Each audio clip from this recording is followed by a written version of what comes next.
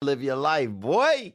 Ladies and gentlemen, welcome to the Conspiracy Farm, where we don't start the conspiracies, we just add the water. And now, your host of the most state-of-the-art, most informed podcast on the interweb, I present to you Pat Miletich and Jeffrey Wilson. Ladies and gentlemen, are you ready for war? Yeah, rear naked choke a Cocker Spaniel, bro. You know what I'm saying? Bro. Change the neighborhood up. Conspiracy Farm. Go. Check it out. We are off, ladies and gentlemen, once again. I was always riding shotgun with my partner in crime, USC Hall of Famer, the year of our Lord, 2023. Merry New Year, everyone. Pat Miletich, how are we doing today, bro? Your Irish accent is amazing, by the way. We're just having some fun, man. I'm doing well. Yeah, I'm doing well. We're lucky to have a Yoda, so to speak, of constitutional rights on the show today. Very right? much so to speak. Yeah. I mean, I've the correct term, Pat, so much is love constitutionally protected rights. It's a very detailed nuance. Rights don't come from the Constitution; they come from our Creator. The Constitution only protects the rights. It's critical. Sorry to correct you on that, but if people get that, we'd have a much freer that's quite country. all right. Yes. Do you remember when Senator Harkin from Iowa, when they passed Obamacare, he said, "We've now given all the Americans the right to health care." Remember that?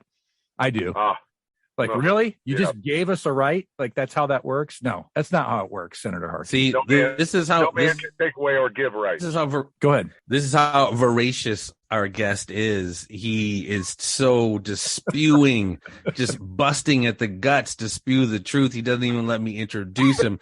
When we were doing the podcast, our previous podcast, The Conspiracy Farm, Todd is one of the few people, and it resonated with me. And it wasn't a knock on us or an admonishment of what we were talking about, because we were bringing attention to it, a lot of things. But Todd was one of the first people to say, like, all right, we've diagnosed the problem. What are the solutions? We have to start talking about the solutions. And he is so boots on the ground.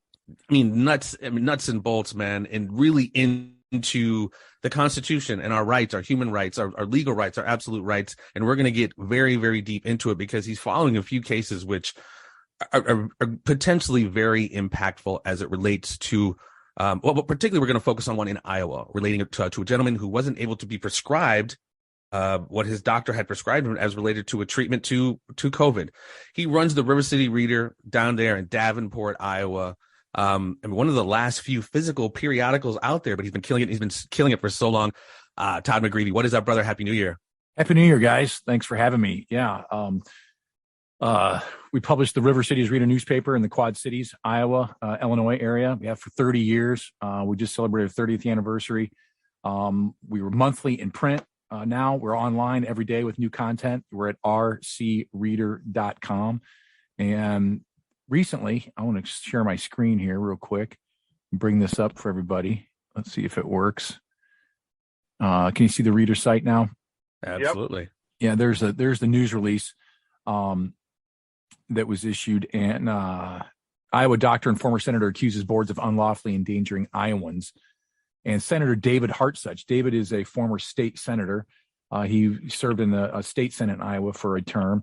Really smart guy. Pat, have you ever met Hartsuch? I can't remember if you have or not. Oh, yeah. I've known him for years. He actually took karate from me years ago. Yes. Excellent. Yeah. He's really bright. He's a really bright guy. And so the summary of this is that he prescribed ivermectin to one of his patients up in Cedar Rapids. And the patient went to the pharmacy, and the pharmacy said, "No, we're not going to provide that to you." And that patient proceeded to file a formal complaint with the Board of Pharmacy and brought that particular pharmacist to bear as under complaint. Iowa law says that you can't question the usage of the prescription. You can't say like, "Oh, I don't like the diagnosis. I don't know. That's the doctor's job to worry about your state of your disease and what is required for you." And the pharmacist is not allowed to do that. So that was a no-no. And this patient filed a complaint. 2 weeks later, after the investigation and the pharmacist occurred, they dropped it. The Board of Pharmacy dropped that complaint. But then the Board of Medicine, which is closely related to the Board of Pharmacy, and they both report to the Department of Health and Human Services under the executive branch in Iowa, who's governed by the governor. The medical board opened up a 9-month investigation into David Hartsuch, and there was about 16 other doctors that were investigated as well. Well, they dropped their investigation recently with Hartsuch, and after they dropped their investigation with him, he filed this lawsuit. And he's you can, as we scroll down here, you can see here that Hartsuch says that patients rely upon state boards to protect their health. Instead, these heavyweights have tag team patients with a simultaneous body slam. The Board of Medicine silenced doctors while the Board of Pharmacy prevented patients from receiving early life-saving treatment. For over 2 years, they've assaulted patients and people have died. I hope that this lawsuit will shed light on the process and bring the action of the boards into conformance with Iowa law. Governor Reynolds needs to intervene. Patients need relief. So he is seeking enforcement of the law rather than monetary damages. Todd, if I may ask real quick, did they ever give a reason why they weren't filling these prescriptions? Let me jump over to a different document here real quick. The complaint reads that it was because it was not FDA approved. Meanwhile, there's particularly ivermectin. Yeah, but yet there's documents that prove the NIH and World Health Organization and CDC say ivermectin is a great antiparasitic, correct? Yes. And right. but more importantly, and I'm going to do a new screen share here real quick. Here we go. So this is the actual complaint, and the names have been redacted, if you will, while this is being adjudicated. And right here, you can see the quote. It isn't an FDA approved dose.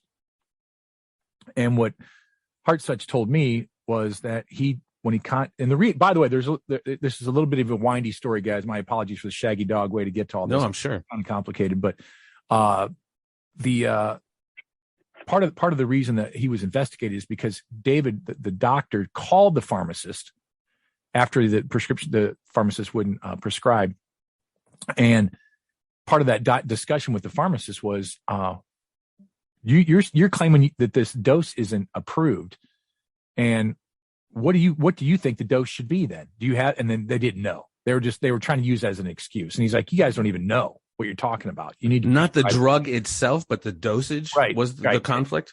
Well, therein lies the details, right? Was it either or? Is it both? It's a bunch of weasel words, is what it is. Yeah. And you should also understand that there's in 2020, the Board of Pharmacy issued an edict to all of the doctors that said that they should not prescribe hydrochloroquine or ivermectin. David petitioned that board with a written document and followed up and harangued them and said, no, you guys are wrong. Here's scientific evidence of why. And they did reverse their recommendation. And there was a joint statement issued by the Board of Medicine and the Board of Pharmacy to David that said, hey, you're right. We're going to reverse this. You can prescribe. And David said, hey, great. But you need to issue that same warning that you issued that said, don't do it, to all of the doctors in Iowa. You need to issue this same joint statement. And they refused to do that. Yeah. So they only notified one guy, the petitioner. They didn't notify the rest of the state. And that was the other problem. For the pharmacies. Right. Exactly. And so David would have to, as he went and would prescribe these life-saving early treatment drugs that are safe, effective, cheap, proven for 40 years for all kinds of people with all kinds of conditions.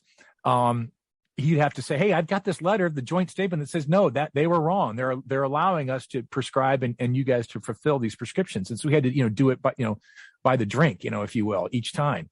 And so that was one of the things that, put him on their radar, was him, having them reverse that. So there's a couple things that work here. One, David already got the boards to say, no, you're right, we can prescribe ivermectin and hydrochloroquine. Then when one of them didn't and was taken a task about it, they started investigating David for 9 months for, I don't know, for calling the pharmacist and having, an issue with him or whatever. And then they dropped it. So, well, in your most humblest opinion, why would they be so resistant on people being prescribed something that works? And why the spin on the whole, it's a horse pill or whatever? I mean, it works, and it's worked for a long time. The guy who invented it got the Nobel Peace Prize. I mean, it's why the resistance to ivermectin, particularly ivermectin, but hydrochloroquine, something that works, we know works. Pat, you're probably better at answering the why question than I am. I think we know. I mean, if we go to the foundation of the AMA, the American Medical Association, sitting on a board several years ago, probably 4 years ago, for OxyContin deaths and everything else going on in communities around the country, a doctor sitting next to me explained that the American Medical Association, who approves hospitals and allows them to stay in business, basically says, if you don't prescribe enough of these painkillers per year, we will close your doors. We will yank your license to be able to stay open as a facility. So the foundation of, and I think a lot of people are waking up to the fact that the pharmaceutical industry and the American Medical Association, everything, the entire foundation of modern medicine is so corrupt and so damaging to human health that it's unimaginable, actually. Yeah. In fact, that's interesting you'd say it that way, because I'm going to bring this thing up here real quick. And in full disclosure, David Hartsuch is a friend of mine. All right. I mean, and he's also written articles in the River Cities Reader, our newspaper. And he wrote one recently in November called, can you guys see this? The things we think about, don't say, the future of our business. And he talks about how the Jerry McGuire movie, do you guys remember that scene where the football player, movie? Which Jerry, one? Sorry. Jerry McGuire. Yes. The scene where the football player's in the hospital. He's got like his fourth concussion, and he's going to be okay. He can get back on the field eventually. And the kid says, gosh, Jerry, when is somebody going to tell him to quit playing? He's going to kill himself. And he just, that was the pivotal moment for the Jerry McGuire character. And he started writing a manifesto about how he has to change the way he does things with his industry. And David likens that to what has to happen in the health industry, in the medical business with hospitals and so forth. And he talks about his mentor was Dr. Walter Bradley, giant of a man who's rose from humble beginnings, completed medical school, earned an MBA, and became emergency room. He was the emergency room director locally at local hospitals here, guys, for decades. He was well loved by, there he is right there. He died in 2020. He was the reason David even moved to the Quad Cities. David was from Chicago, and he thought, he was just took this interview just on a whim. He goes, we're not going to move to the Quad Cities, but I'll go ahead and try it out just to practice interviewing. And he liked this guy so much. He liked this guy's approach to medicine so well. That's why he moved here. And he's a well-loved guy in the medical community. But what David writes about in this article in the Reader is, Walter said, what I want more than anything are ER physicians that will bring faith, hope, and light to the patients. This was a relational objective rather than a financial one. Until then, I, meaning David, had only had interviews with monolithic ER directors whose sole objective was transactional, more RVUs. I'd never heard this before. RVUs, relative value unit, is the value assigned to every medical transaction coded as a CPT code, current procedural terminology. Currently, Medicare reimburses about $34.61 per RVU in 22, down from $34.89 in 21. It is a common misconception that ER bill is calculated based on time in the ER. In reality, the bill is a collection of CPT coded actions which management makes sure are all properly documented to maximize reimbursement. The average ER bill is about 63.56 RVUs or $2,200. Wow. So, So it's like somebody talking about war is a racket. It's a racket. I mean, it's all about. It's a total racket. Total racket. Well, and you look at what is the top five killer of people is treatment from allopathic or just medicine from doctors, etc. It's one of the top killers. That's so disturbing. It's the weaponization of the medical industry. Exactly. And then this goes back to what we've been talking about forever, Pat, with we eat the food, we get sick, then we jump into the pharmaceutical industry's hands. It's a revolving door of just getting us sick, giving us medicine that supposedly makes us better, but keeps us sick. And I mean, it's crazy, man. This is, in my opinion, we've talked about this, and I will just say it's like the eugenicists hate us all. And this is how they kill us, through chemicals, biological, and just poisonous. It's absolutely insane. And there's a lot of doctors that are aware of this and continue to do it. Oh, yeah. Because they're making so much freaking money, man. And this is, man, I don't know. What's the solution? What's the status of this case now, Todd?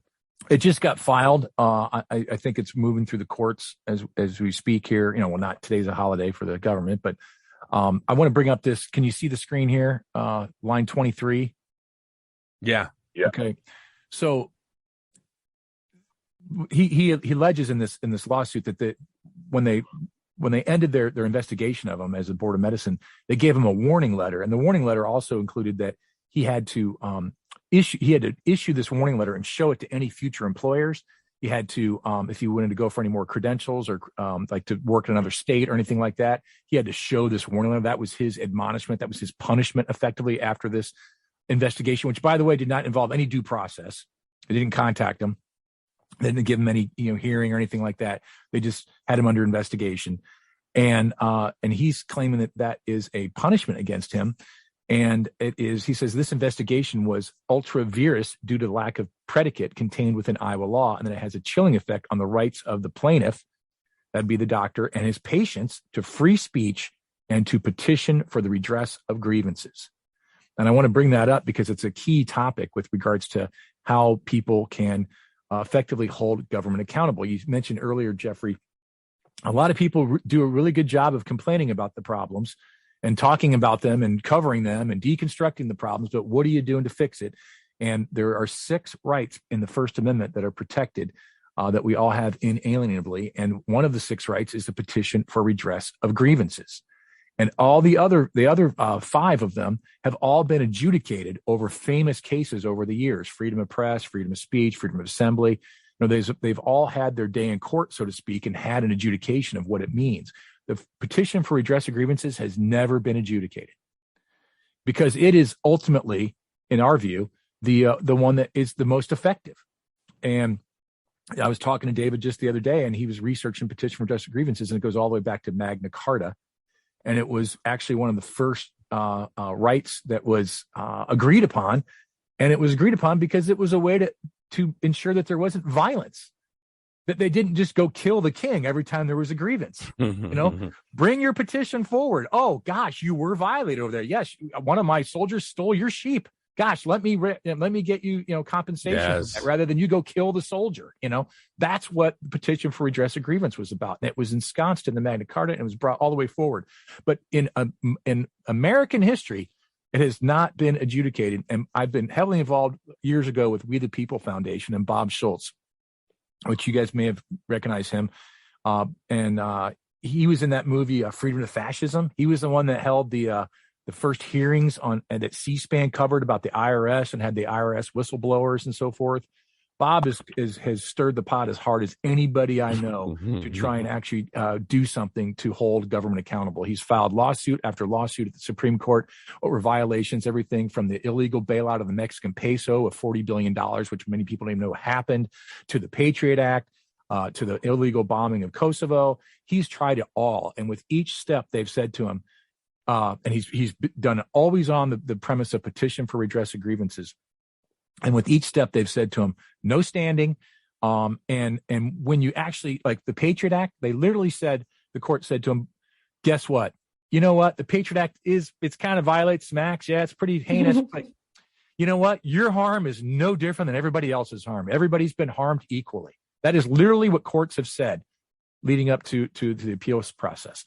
And that is what's happening right now. And I was, Kathleen, who's my wife and co-publishes the paper with me, the editor, we were talking about this yesterday, and she said, that whole standing doctrine and the whole thing about your harm isn't any greater than anybody else's harm. That was a section, the standing doctrine. There's a whole a body of study about this and how it's not really, it's a court construct, is what I'm trying to say in a long-winded way.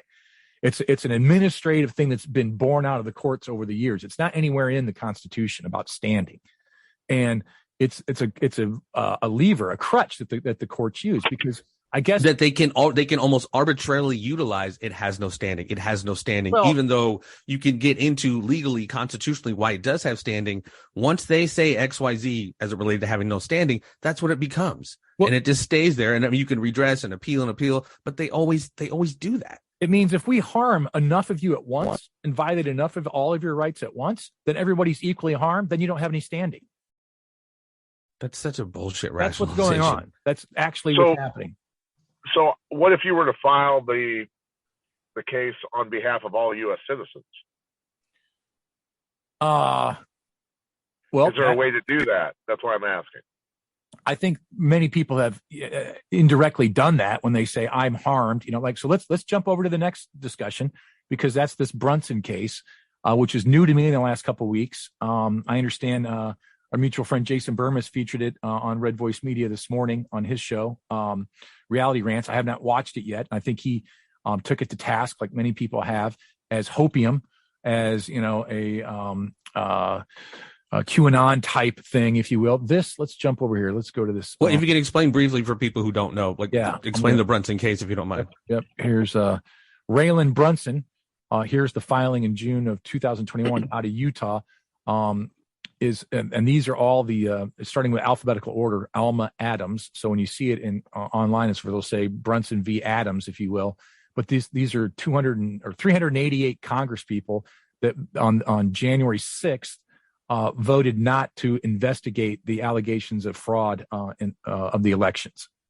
All right, this is leading up to when they counted the Electoral College votes, and he's saying that he's alleging that because they violated their oath of office to hold on one second here to certify their oath of office to defend against all enemies, defend the Constitution against all enemies, foreign and domestic, and that the unless they investigated there's 100+ congressmen and senators that said no, we think there's a problem, and it was done formally in the congressional record. There's a problem with this. Before you vote, we need to investigate this stuff, and then it was ignored by these 388, and they moved on and approved the Electoral College. And this no standing, Todd. No standing. No. This assertion is in this lawsuit is that and I'm trying to jump around here a little bit, but here it is. I do solemnly swear that I will support and defend the Constitution against all enemies, foreign and domestic. And he said that they took this oath, and he's saying that this is that the rigging of the election, the theft of the election, is an act of war. Is what this allegation is. This lawsuit is. Yes. That's what I was reading. And by not investigating these allegations of the rigged election, you are aiding and abetting the enemy in the war, and therefore you have committed treason.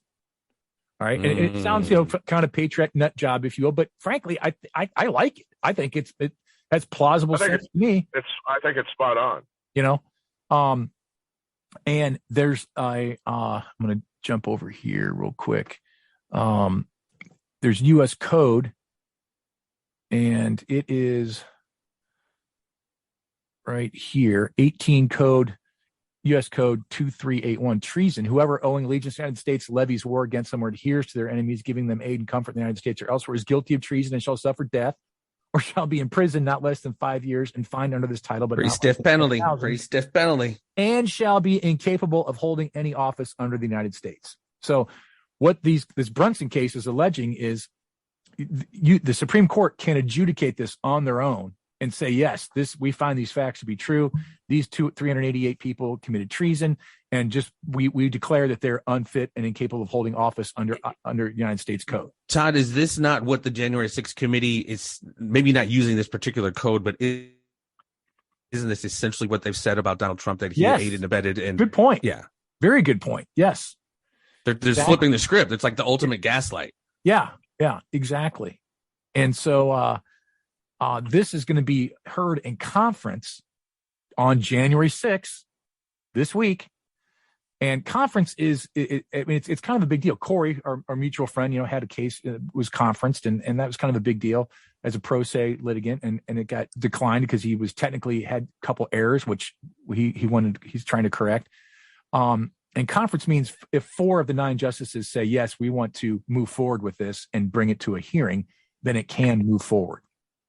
And it gives everybody a chance to at least get, their day in court, if you will. But so the people that are say the Brunsons are grifters and this is hopium and it's QAnon nonsense are saying this is just it's going to just get dismissed. It's not even this is just a waste of everybody's time. That's what their claim is.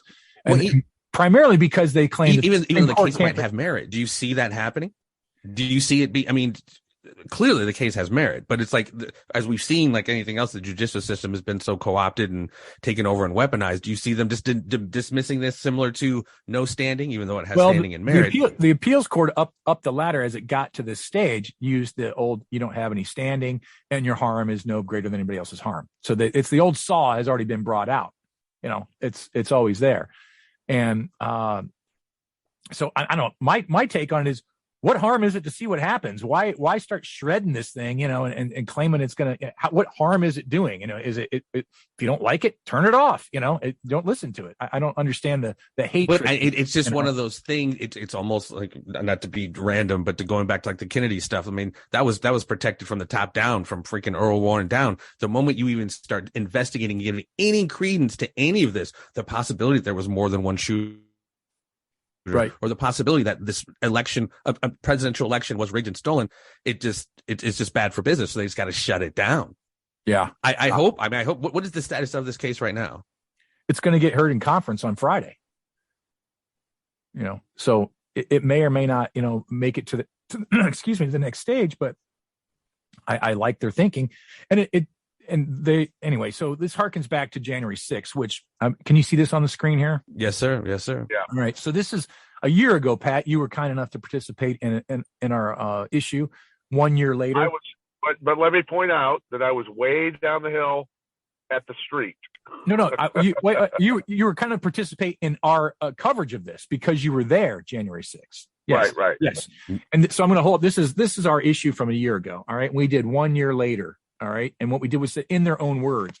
And there were 5 people that we posed questions to that were there. And we're like, rather than just be this armchair quarterback, I wasn't there. Let's talk to people who were there. And, the people that we interviewed or asked to respond was Clyde Cleveland. He wrote Restoring the Heart of America, Common Sense Revisited. He ran as a Libertarian candidate for governor in 2002 in Iowa. Very, very credible guy. Corey Ibe, small business owner, friend of ours, California native. We did Agenda 31 podcast together. He was there. Jason Burmis, who should go without, explaining how on top of things he is, the great filmmaker, friend of Red Voice Media. He was there.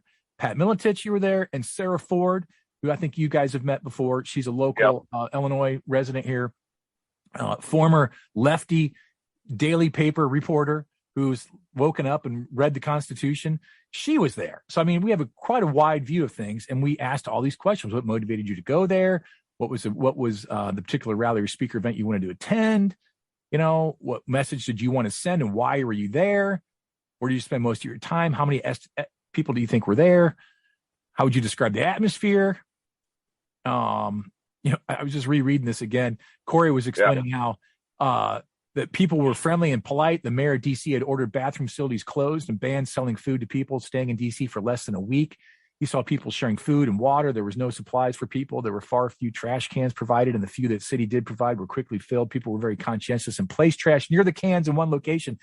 This is where I saw what appeared to be a news producer kicking trash that had been stacked neatly so it would look more dramatic for the video. That kind of stuff was going on. Right. So anyway, there's Corey. I mean, the populace, the mainstream media is not showing you this right here. Blacks for Trump, 2020.com. They're not showing As you know, it's all about controlling of the narrative. So the reason I'm even bringing this up is this, there's myths and there's facts, and the mythology that has carried on for so long. Did you guys see the gold medals of honor that they gave the Capitol Police? Did you see all that? I didn't. Did you even know that, Pat? I heard about it, but I didn't see it. I had no idea. There was it was like 3 weeks ago, and it was presided over by Pelosi, and there was this huge pomp and circumstance, and they gave all these Capitol Police guys medals of honor. Well, actually, they should win medals for doing a hill sprint as soon as they opened the barricades and the crowd started going up the hill. All the police surrounding the property sprinted up the hill towards the Capitol at breakneck speed. So they all should get a medal for running. and then, of course, there was the whole putting the one Capitol police officer who died after the event with because of health issues, nothing to do with the event. Right. And to make him as a casualty of that particular event, that is some of the most. And having him lie in It's so gross. It's in the gross. rotunda. It's heinous. You guys knew about that, right? What is About it? What? The Capitol police officer who they lauded as, he died in the battle and so forth, which is completely untrue. Yeah, died the next day. They had his body in state in the rotunda. Of course. I mean, I'm not kidding you. bread and circus, brother. You know what this is. You know what this is. You know what it is. And it is the biggest psyop you can possibly make, because when you look at these pictures, guys, like that right there, and Pat, you were there. You estimated there was at least 500,000 people there, if not more. Yeah.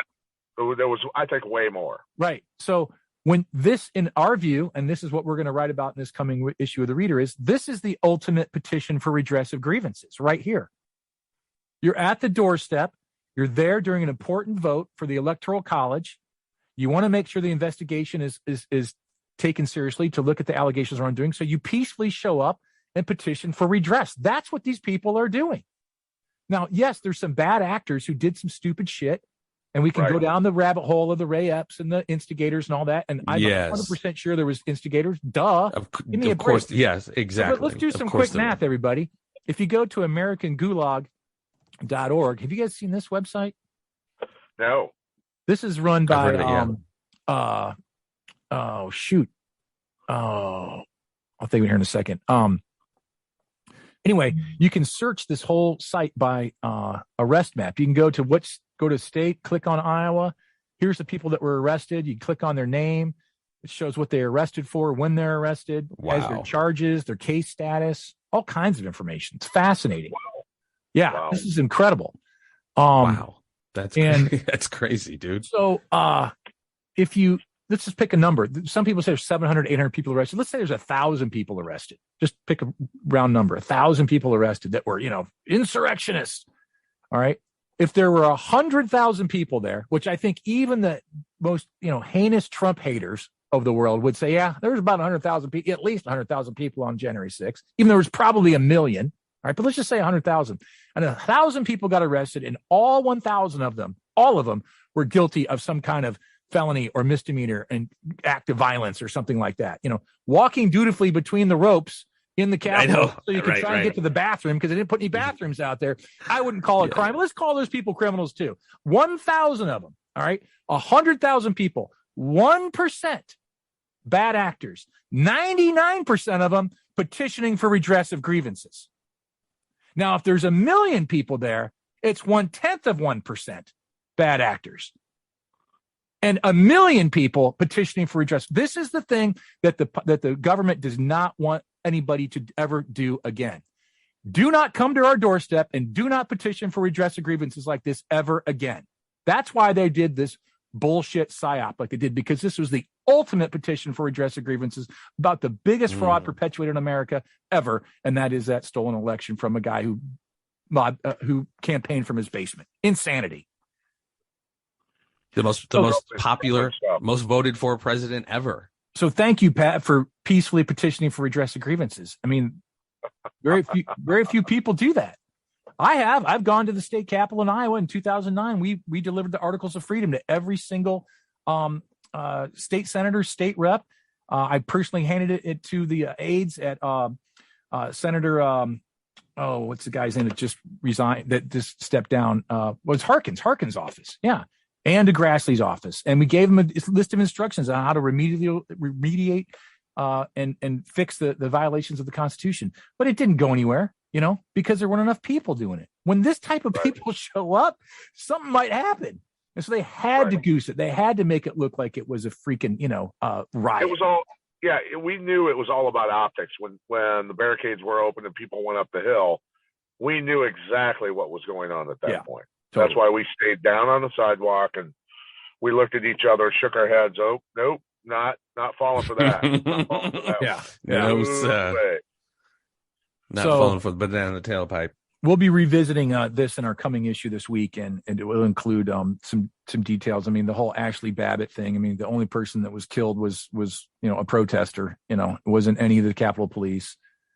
Yeah, and your website needs to be seen by everyone around this country. Period. I appreciate that. Yeah.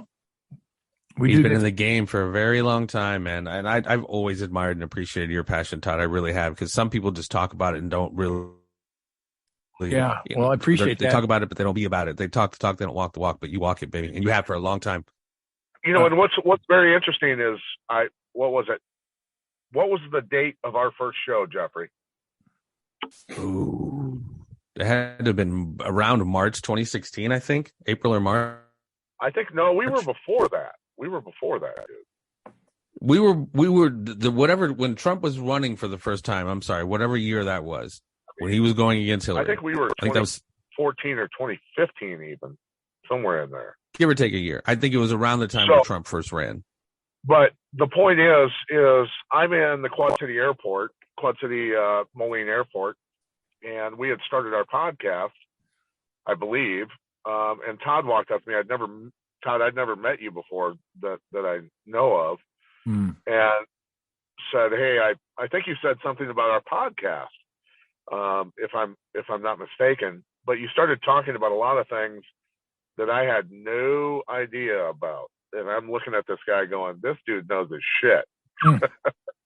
I do remember that. Yeah, I introduced myself to you because I recognized you. Yeah, and yeah. But hey, I'm glad we did.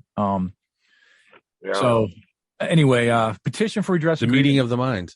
That's what people should pay attention to, once you've exhausted all your remedies, I mean, Bob Schulz got to the point where he was alleging that if the petitions for redress of grievances go unheard and do not get their day in court and do not have any type of review or an adjudication, then the people's only peaceful next step is to withdraw resources, and that means not pay your taxes. The ultimate third rail. Oh my God, you might not pay your taxes. I mean that, and so it turns out because Bob has had a lot of challenges with the IRS. He's taken the task on many, many things. I mean, it's a deep rabbit hole.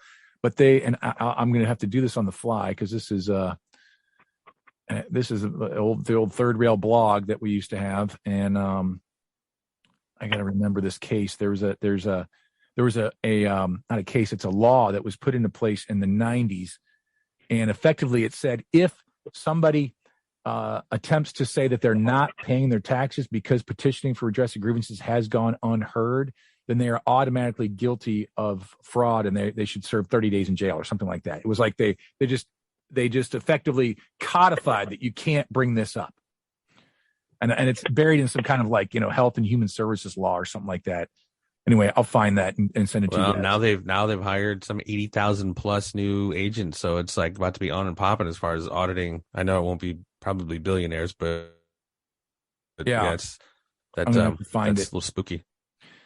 Anyway, thanks for all the stuff that you guys do and keeping it real on your show. And well, thanks for you, dude, for doing the grunt work. Yeah. I know there's a lot of people like you, but it's like, again, everyone has a take that they'll post on Twitter or Facebook, and just they have every right to absolutely express that. But you're doing the work, man, to try to address, like I've told Pat and I've told you, Todd, on the Conspiracy Farm, the episode you and I and Pat did with Corey on, citizenship, etc., is one of the top 3 of, that show was listened to millions of times, and you guys were in that top 3 because that conversation is so very compelling.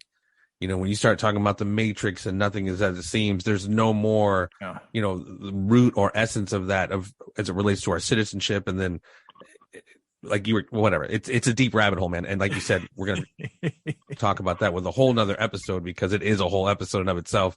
The level of citizenship and the difference what's between really federal going citizens and state citizens. And real quickly, the summary is the 14th Amendment, when it was passed to protect recently freed slaves from having their rights violated by the several states. So if you were a freed slave in Georgia and you were still getting, your rights violated, then the federal government, had the right to call you a U.S. citizen and protect your rights from being violated by the state. However, what the nuance that most people don't understand is that amendment didn't protect you from having your rights violated by the feds, by the federal government. It just said we, as a federal government, have the discretion to protect your rights from a state violating your right, but we can violate your rights all day long because you're a U.S. citizen. And when we all raise our hand dutifully to get a driver's license or get a social security number, and we say we're a U.S. citizen, we've conscripted ourselves and consented to being DC slaves, effectively. So, and that's absolutely, and that's the impact of that decision and that delineation is so huge. It's so huge, man. It is. Todd, it is. Any closing statements, champ? Todd, I don't know, anything you guys else want to discuss? I know we've been here a minute. I'm good, man. I'm good. I just love listening to Todd. Yeah. Well, jeez. Thanks for having me. Well, on. and I want to, for sure, man, for sure. I mean, Todd Mcgreevy, go check him out. Shout out where we can find you, Todd, and keep up with what you got. rcreader.com. I encourage you. I'm here at the website, and I encourage you to go to our website, and at the where is it? Right here, you can subscribe to our weekly updates right there. You could also, if you want to spend $48, we'll mail you a hard copy every month of our publication. Costs us $2. We pocket $2 for to help get the doors open. So either way, that's how you can support us: just free email subscription or a paid print subscription. Buy a friend a subscription, something like that if you'd like. And check us out on rcreader.com. I am on Twitter. I don't really tweet a lot. I use it as just a resource. I am also on noagendasocial.com if anybody's into that. The Mastodon instance, which I'm a big fan of. Have you guys ever seen that before? I haven't. Yeah. This is No Agenda is the Mastodon instance. Yeah, Mastodon is the open source Twitter. Anybody? And Yeah. One thing though, I'm wondering if you could put up on the screen, if it still exists, the Genesis Hospital logo with the genocide word. I don't know where that is, because I need a screenshot of that. Yeah, I'd have to find. That's Michael Elliott's effort. I don't know where that is, Pat. I'll have to look for it. Didn't he pull that down? I don't know what he did. I have no idea. I think he pulled it down. It was incredible, though. It's the Genesis Hospital logo, but instead of the word Genesis, it says genocide. Oh, yeah, ouch. It was good. Yeah. Third so rail. Anyway, you can check us out at rcreader.com, and you can find me on Twitter or noagendasocial.com. Well, and I'll be anxious to follow up with you in the coming months as we follow these cases and see kind of what happens to them, because I think they are pretty landmark cases, and the potential impact of them are very huge. And we definitely want to get you back on to have a part 2 discussion on what we just were talking about as far as citizenship, fourth article citizenship versus, like you said, state versus federal. So Todd, Happy New Year, my friend. So much love, dude. I can't tell you how much I appreciate what you do, and it's such an honor to know you, my friend. Happy New Year to you guys. We'll talk soon. So much love, brother. Stay tuned, guys. As always, there will be more.